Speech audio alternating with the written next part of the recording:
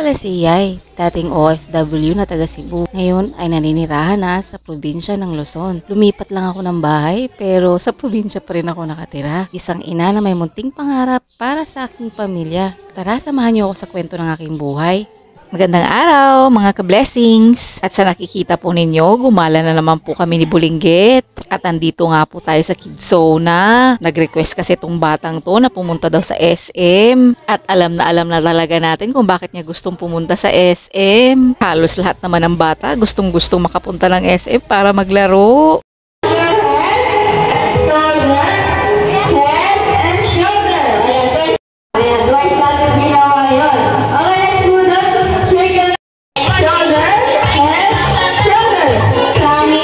Pagkarating nga namin dito sa Kids Zona, ayan, may mga pakulunan naman dito. Pinagtatawag nga ang mga bata para mag-dance-dance daw po sila. At syempre, pinasali natin si Bulinggit. Kaso, biglang tumakbo, ayan, hinabol pa natin para bumalik lang.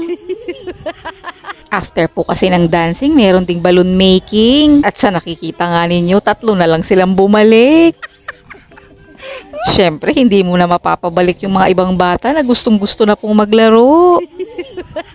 No choice na lang talaga yung mga coordinator. Okay, ayan. Mula dito sa harapan, para po picture po natin yung mga kids. Hawak po ang kanilang balon. Okay, kids, yung pag sinabi ko pong kids yun, ha? Okay, ayan. Okay, tingin naman tayo. At yan na nga po, natapos na rin silang gumawa ng balloon sword. After nga ng balloon making nila, ayan, kumuripas na rin si Bulinggit para maglaro. Siyempre, makukonsume yung oras niya kung magtatagal pa siya doon.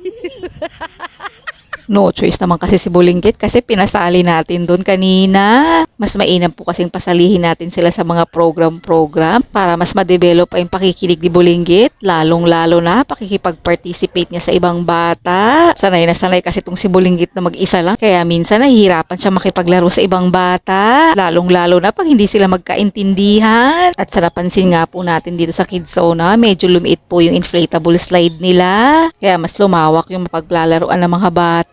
Kaya titingin-tingin na lang tayo kay Bulinggit habang nakaupo tayo dito. Hinahayaan lang po natin si Bulinggit na maglaro mag-isa o makipaglaro sa ibang bata. At habang naglalaro nga si Bulinggit, syempre, andito lang tayo sa may upuan. Titingin-tingin din sa kanya. Kailangan din po kasi nakatutok tayo sa mga anak natin habang naglalaro sila. At dito na nga kami pumunta sa may doctor station daw, sabi ng anak ko.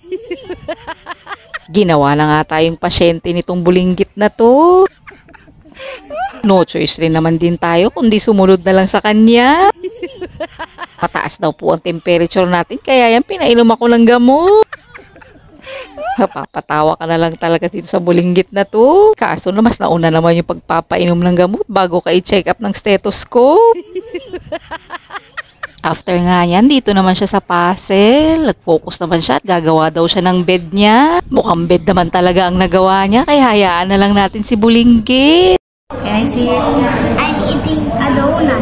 Donut of what? Donut from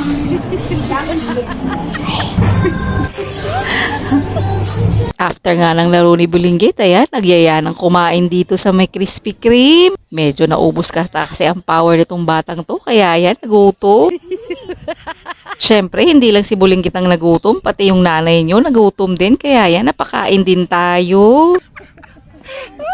O siya, yan lang po muna sa araw na to mga ka-blessings. Daghan salamat sa pagtanaw.